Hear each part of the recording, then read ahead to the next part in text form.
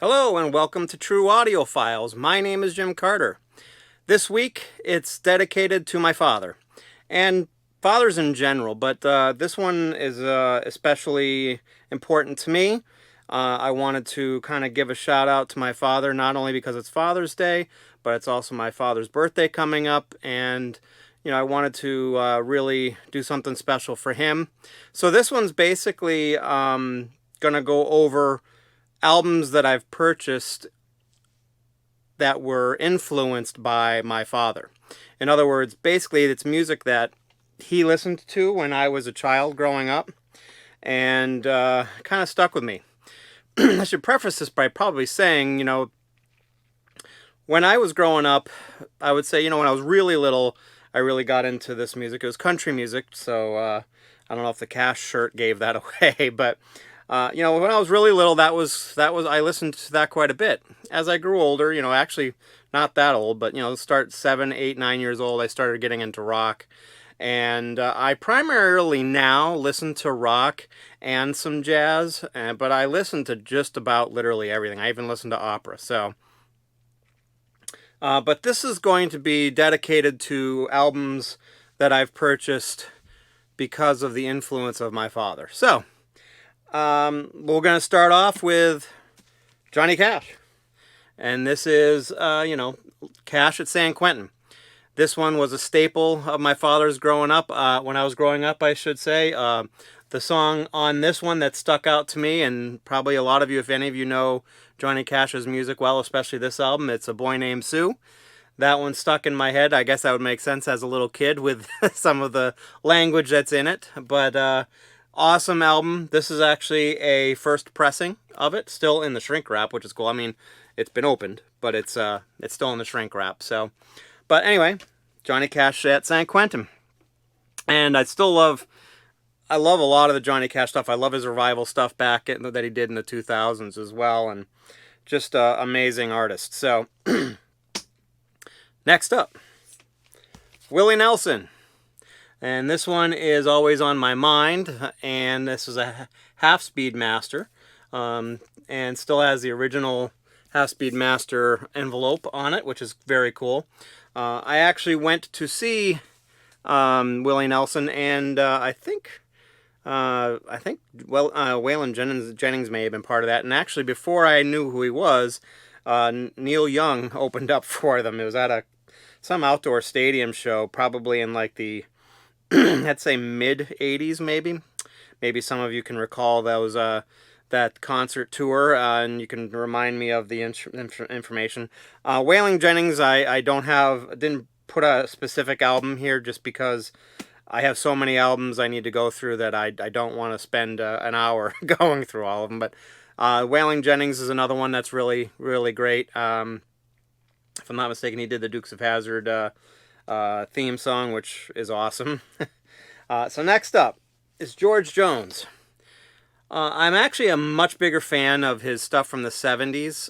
Not as much of a fan of his stuff from the 60s, which is what this is. But I had to find a record, and this is what I had handy. I don't actually think I own any of his 70s records. So I have a lot of his stuff digitally, but I don't have it on vinyl, which I may have to do something about that. So next up, I know, is one of my father's favorites of all time, and it's Connie Francis.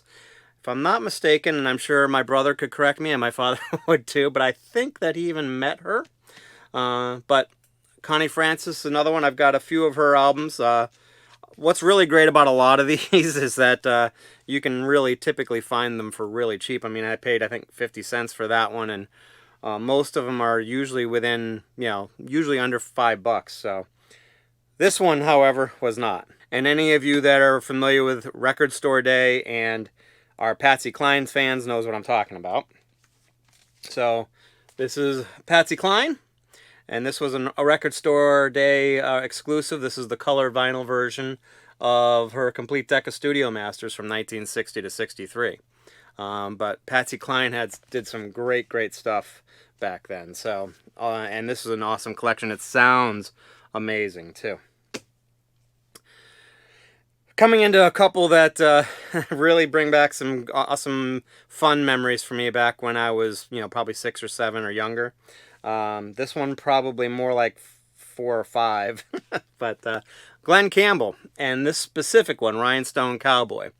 I used to sing this all the time when I was probably 5 or 6, but I think, if I'm not mistaken, I used to say Rhinestone Cowroy, and I'm sure my brother or my father could correct me in the comments section here. But so yeah, but I was very happy to find one of these. This is a dollar bin special from the thrift shop, and in awesome shape. I think this one actually still in shrink wrap too. Yeah, it is. So it's very cool. Next up, Oak Ridge Boys. And this one was Bobby Sue especially. This was a huge hit back. I don't remember when this came out, probably 79 or 80. And I remember when I was in elementary school, I actually did a lip sync to this song for like a talent show or a lip sync contest at school. So, but this was a huge song back then, and there was another one I think that came out after this too. Oh no, then there was Elvira was the other one. That's right. Next one is pretty awesome too. This is the Statler Brothers. They just had some awesome harmonies, had some great songs. I know my father's a huge fan of them, and this is actually a greatest hits album that's got basically all the songs I like by them on it. Next one, I think if you don't know who he is, I'd be pretty shocked, and that's Kenny Rogers. So this is The Gambler, and I actually got this one at a thrift shop as well, still with the shrink wrap and the hype sticker on it, in really great shape. Vague recollections of actually going to see him in concert, probably for this tour actually, and he was in the round. Threw out frisbees in the air, and when he played The Gambler, some screens came down and he showed the video for The Gambler. May have been my first music concert that I ever went to, so, but some good memories with that. This one I know is one of my father's all-time favorites, along with the Statler Brothers, and that's Marty Robbins. And this one specifically is awesome because it's, I think this has got El Paso. Yeah, El Paso is the big one. I'm very excited about this particular copy of it too because it's mono, but it is a 6i white label promo, which is very, very cool. So very nice, very excited about that. I do have some stereo versions of it, and I have some cool reissues of this as well that are colored as well, but wanted to kind of show this one off because I was kind of proud and very excited to find that one out in the open there, out in the wild, if you will. Last, and most certainly not least, and this one actually was someone that I used to listen to quite a bit when I was growing up, and before I got into rock, and that's Buck Owens and the Buckaroos. And this specific record, I remember very fondly. This one, along with San Quentin, my father had these in his record collection. May even had the 8-track tape. But anyways, this is actually a UK import. So very excited I was able to find one of these. So sounds a little bit better than the US copy. And there you have it. Those are the albums that I've chosen that were influenced by my father. Big, huge country music fan, and just a great person overall. Very happy birthday and happy Father's Day to my father. And happy Father's Day to you if you're a father as well. And I want to thank you for watching. If you liked what you see, please subscribe to the channel. If you liked this video, please like it.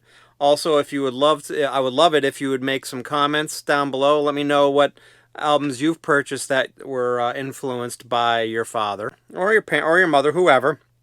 I'd love to hear some of the ones that were that you purchased because you used to listen to them as a child, because your parents used to listen to it, or whatever. So anyways, please subscribe, please like, Please make some comments and have a great Father's Day if you're a father. Happy Father's Day, Dad. Happy birthday, Dad. And thank you very much, and you have a great day.